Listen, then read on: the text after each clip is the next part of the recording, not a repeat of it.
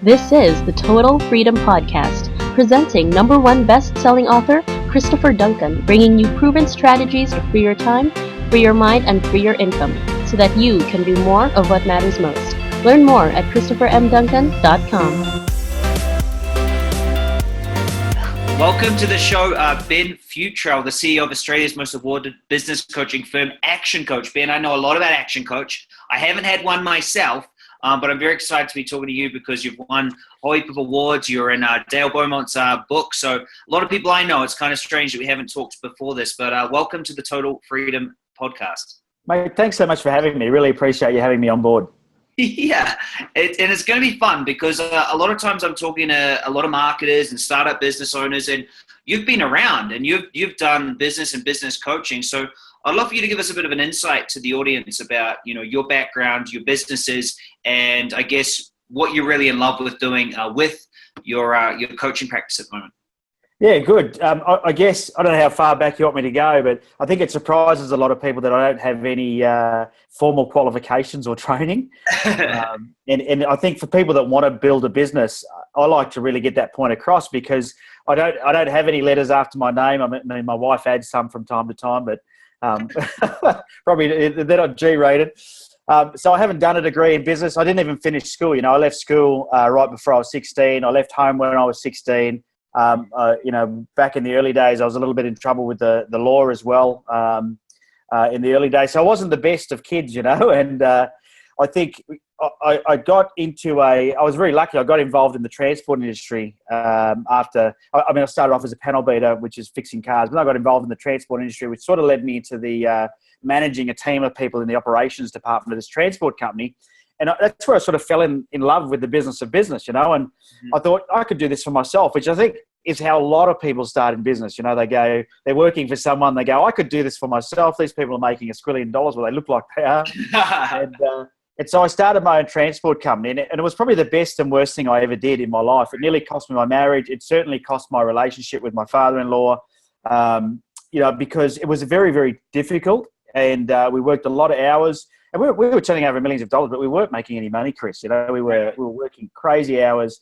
It put its toll on my home life. I'm a happy sort of guy. I mean, most people that know me just wonder how come I'm always so happy. I wasn't happy back then, let me tell you. And so I was working 100 hours a week, not making any money. And that's when I met a business coach. Now, back then, business coaching wasn't something that many people really asked. It was something that many people were doing. There wasn't a lot of coaches around. There certainly wasn't many businesses using business coaches. It was still a new industry. Yeah. And I remember saying to my father-in-law, I've met this business coach. He can help us fix our business. We'll be working less hours. We'll be making more money. And he just wouldn't have a bar of it. He was a bit more old-fashioned and didn't feel that it was, he was very skeptical. So it never happened.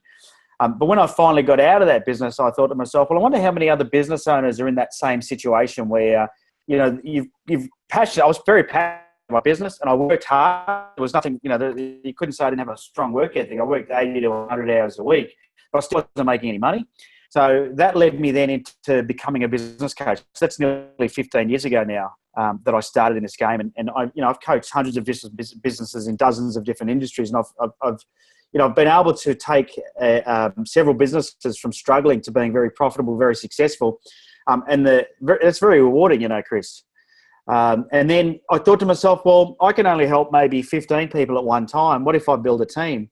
And so back in 2003, 2004, I started building a coaching team. And now I don't coach anybody except for my team.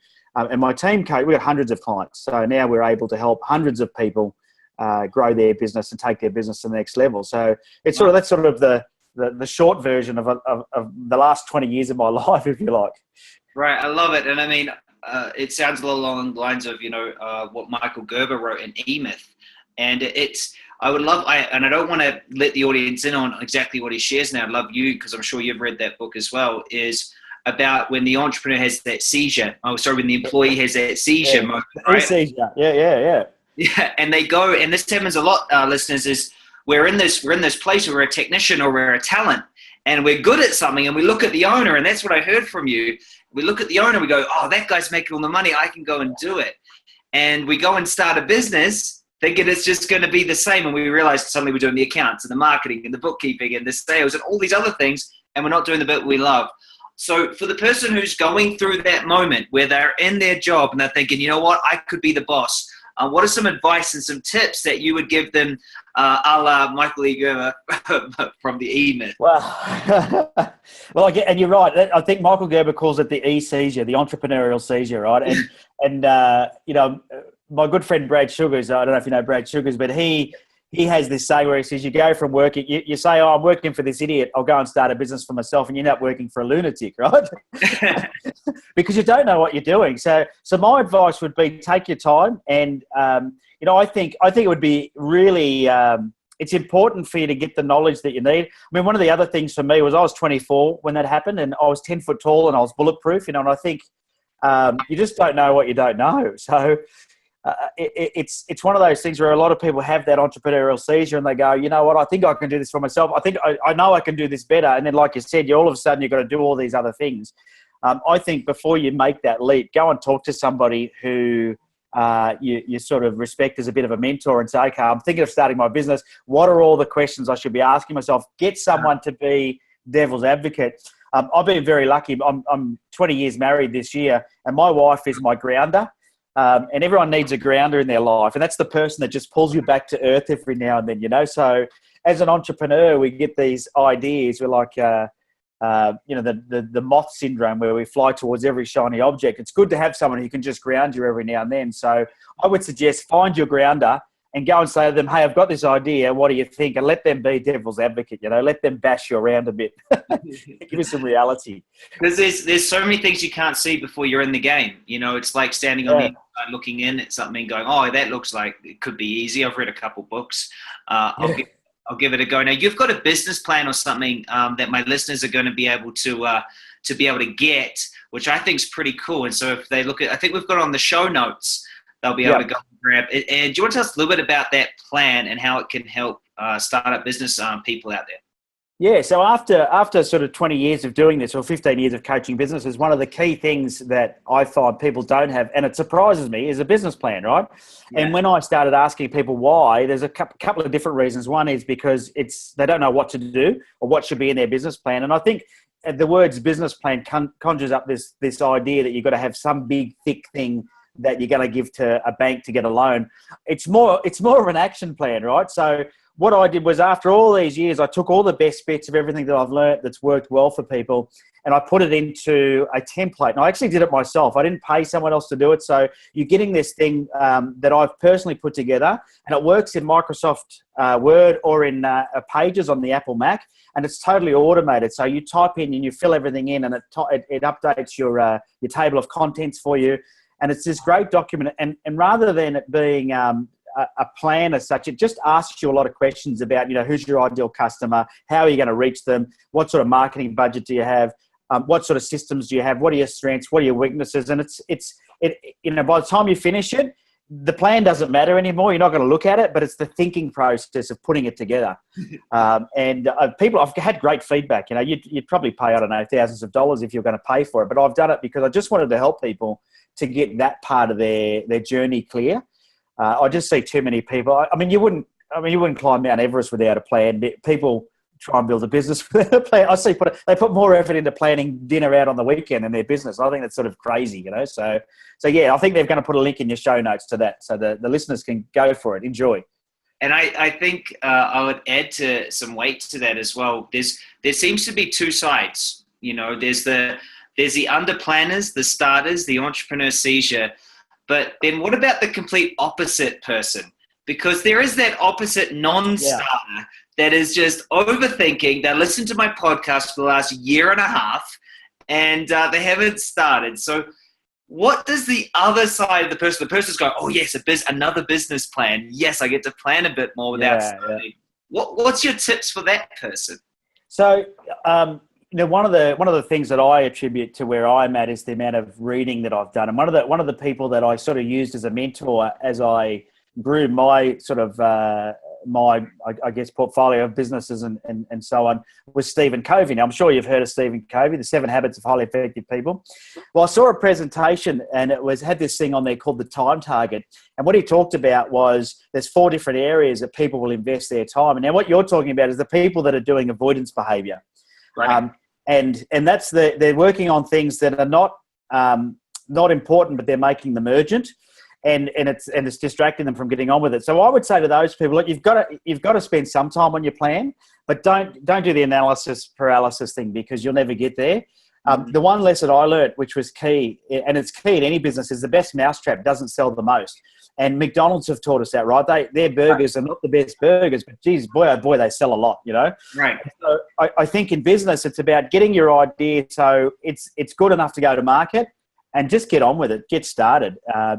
And, you know, like that's why I always say with people, when I talk about a business plan, I'm not talking about that big fat document you're going to take to the bank for venture capital. I'm talking about a very, just to get clarity about where you're heading, right? So I always like to use Mount Everest as a plan. Once you've set the goal, you just got to work out how you're going to get there. And that's all a plan is. It's just a step-by-step. How many customers do I need? You know, how am I going to market this product? What budget do I need? What resources do I need? What people do I need to get involved? And then just press the go button and go for it.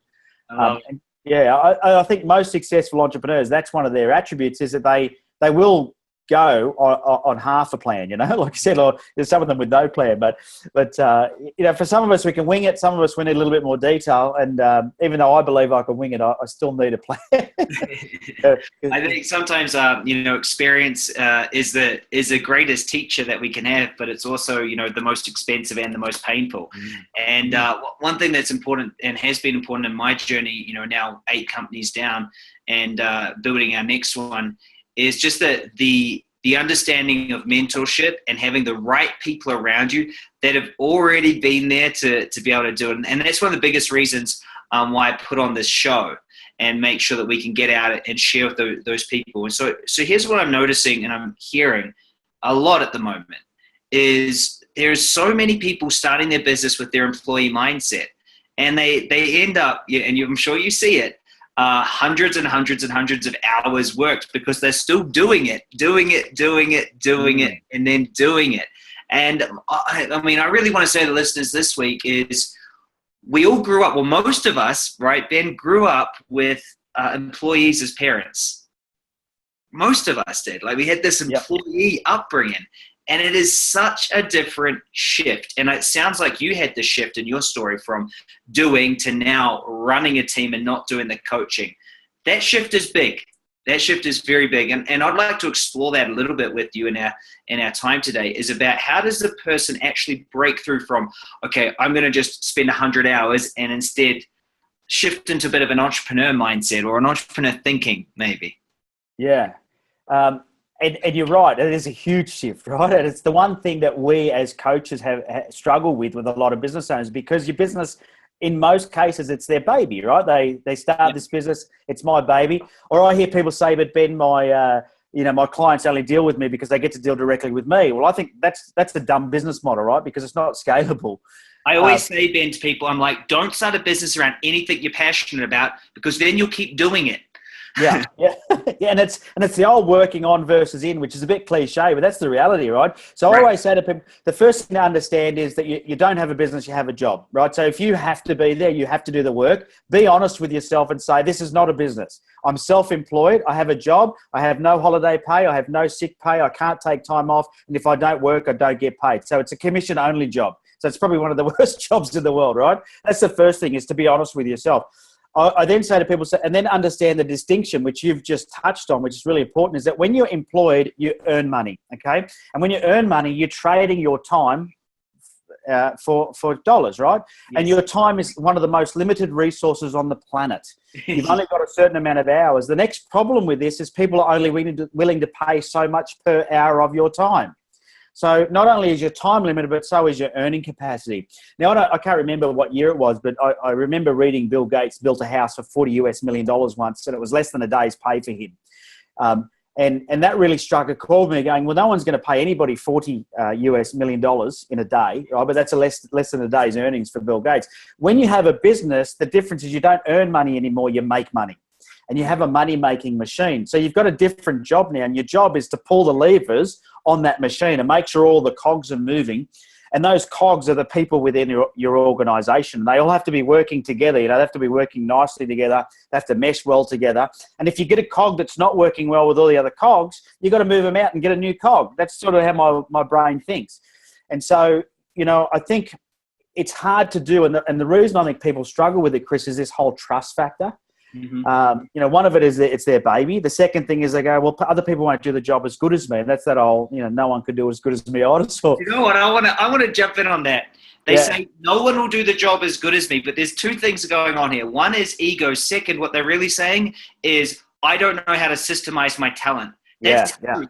Because if they could systemize what they did and put it into a system, then they get to choose to do it, right? But can have someone else. And it's so funny. Yeah, but that's the thing. And I think that's one of the challenges is because there's that Superman syndrome, which is the ego, right? And if you believe you're the best person in the planet to do what you're doing, then we're in trouble, right? That's the first thing. The other thing I've always, and I did have that Superman syndrome, so I don't think it's Me too. Glorified Superman, glorified job, tried to do it all. We all start there. So the thing is just to identify it and go, you know what? The reality is a lot of people won't do it as good as you, but your customers don't expect as much as you give either. Right. So if you can get an employee to do 80% of what you do, you're home and hose. You've got a business. And so that's really the other part that I got to, because coaching is a very personal thing. So you can imagine I had 14, 15 clients. I was the person coaching them. And I thought no one can coach as good as me. And then I'm sitting here thinking, well, I'm coaching all these people. And I'd successfully coached many different business owners to the point where they didn't have to be in their business anymore. And that came down to things like systems and recruiting the right people and training them to run the business so that the business owner didn't have to be there. But my realization, Chris, was that I still had to work. I was still trading my time for money. So I thought, well, hang on a minute, I need to build a team. So that's how I started building my team. We need to learn the most, we teach the best. Correct. Yeah, correct. So I think the thing is for people getting that trust then I say to people, why don't you trust the people in your team? And quite often it's because they don't have the confidence, because they don't have the knowledge coming back to them. And that comes from, like, as you said, systems, right? So when you've got good systems in place, the systems should tell you what's working and what's not. You'll have things called KPIs or key performance indicators in your business so the systems can report back to you and say, yep, here's how your sales are going. Here's how your conversion rate's going. Here's how your customer satisfaction, whatever it is that's important to you, can be fed back to you through those systems. Yeah, and it was painful for me, Ben. I don't know about you, but for me to get out of being the doer and doing in my first company and pull myself out and do systems, I was like, it was so painful. It was so boring. And I went through this huge shift. And I haven't really talked about this on the show, but when you, on the other side of that was just so much freedom. It was like, look at that thing making me money while I'm over here. And at that stage of my life, traveling through Indonesia and Thailand, but look at it. Wow. And so it's worth it. Absolutely. Absolutely. It is so. So, go ahead. Yeah, and I agree with you. It's a tough road in the beginning. So you'll work harder before it gets easier.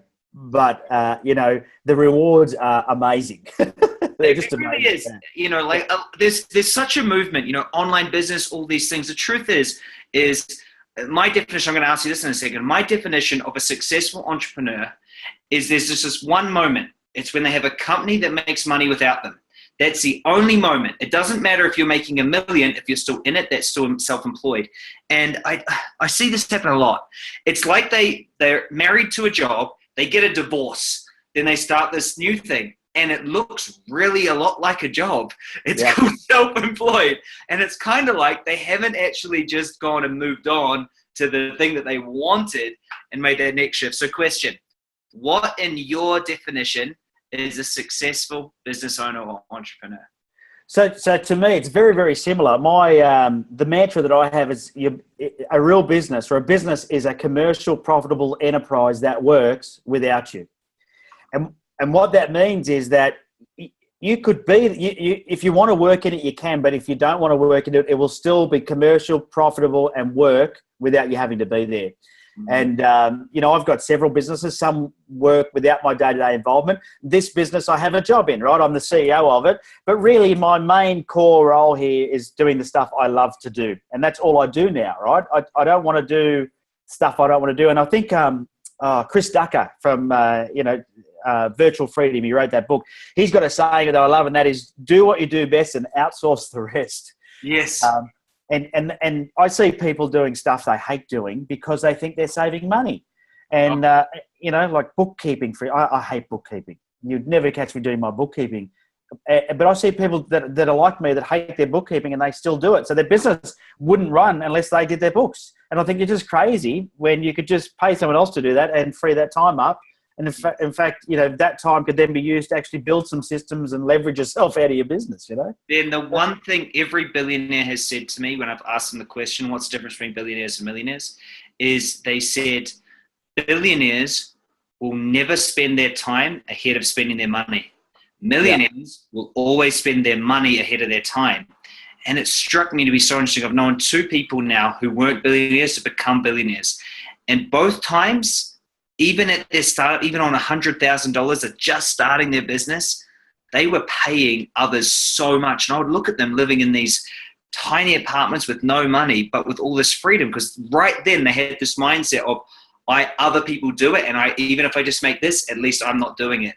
And it was nearly like this. It was nearly like this laziness kind of thing for them, but it was brilliant. And it's been a big thing for me to try to get my head around that. If I'm actually spending my time ahead of my spending my money, then it's not very smart.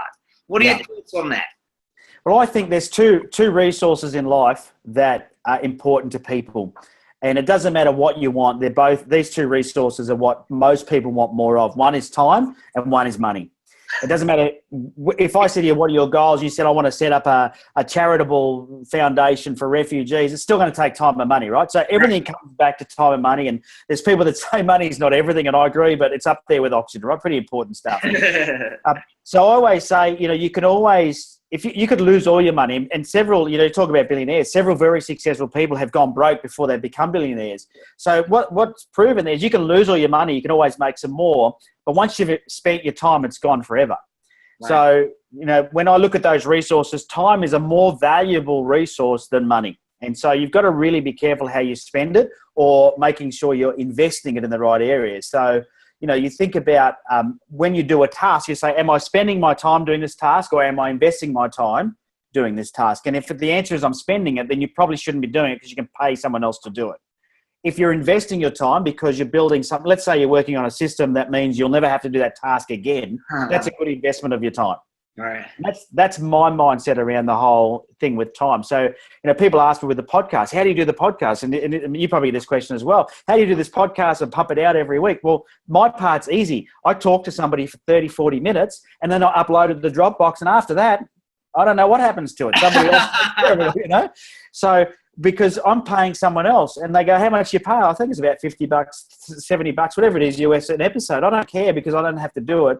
I can get on with my life and go and build more business. I can go and find more connections. I can work on building more relationships, whatever it is that's going to make me more, assets or valuable or whatever it might be in the future. And I think that's the thing, is you've got to have that mindset. You spend your time on the wrong things, you're screwed. You're gone. Oh, I hear you. I mean, I didn't even know who you were until 15 minutes before we were talking. I get given this big document, all the research, the link I've got to be on, and I turn up. It's 8 p.m. at night, and I was spending some time with my wife. I come in here 15 minutes before. There it is. Here it is. Bang. So I'm right with you. And, man, I could talk about this all day with you. In fact, we probably should schedule up another call on this. However, I like to keep the Total Freedom podcast so super free in under half an hour. So we've talked about a lot of stuff. I mean, mainly talking about time, automation, building a business, starting it. You have some amazing gifts that you're giving away and some really cool insights. So before we say goodbye, I'd love you to just finish off with kind of an ending kind of message to everyone listening. Maybe give us a book recommendation or a podcast, and just share, a little bit about how we can get in touch with you more as well. Yeah, well, being podcast listeners, I'll give the Business Brain Food podcast a quick plug. Head on over to Business Brain Food and subscribe. If you've enjoyed hearing from me. If not, and probably from a book's point of view, it's interesting. I talk to people a lot about education, because I think what a lot of people miss out on is that they miss out on the fact that if you want to earn more, you have to learn more, which is sort of my mantra. If anyone who's listened to my podcast or been to any of my workshops, you want to earn more, you have to learn more. There's no magic wand. And so what that means is you have to invest some of your time in your own education. And, if you think education is expensive, try ignorance, right? Try doing nothing. It'll cost you more. You won't see that, but it'll cost you a lot more. So, as far as a book or a particular thing goes, I haven't got one gold gem I say, go and read this. Instead, what I say is, halve your time you spend watching pointless television or, surfing the internet or watching funny YouTube videos. Just halve the time. I don't say get rid of it altogether, and use the other half for education. So subscribe to some more podcasts, read a book, go to a workshop, invest in your own education, because you just don't know what you don't know. And the reality is you don't know what you don't know until you know what you don't know. As confusing as that sounds, at 43 and having run several multi-million-dollar businesses now, built several, I'm still learning. It never stops, Chris. So that would be my word of advice: is you want to earn more, go and learn more. I love it, man. And it's everything you've said today. I haven't been able to create one piece of controversy, because I normally have at least one thing I disagree on, but today I've agreed in pretty much everything. So it's awesome. It's been fun. I know, it's really rare. Us redheads have got to stick together, buddy. So if you're out there listening, you can get the show notes, you can get the download of Ben's very awesome gift that he's giving us about the Business Startup Guide. There's another book on there as well. The book that I mentioned was Michael E. Gerber, The E-Myth. I loved it. Ben's obviously read it as well, so go check that out as well. It will all be in the show notes at ChristopherMDuncan.com. This was the Total Freedom Podcast. Free your mind, free your time, free your life, and do what matters most. Have an amazing day out there. Smash it. This has been the Total Freedom Podcast. Learn more at ChristopherMDuncan.com. Use the hashtag #TotalFreedomTV, and Chris will answer your questions. What are you doing to create freedom today?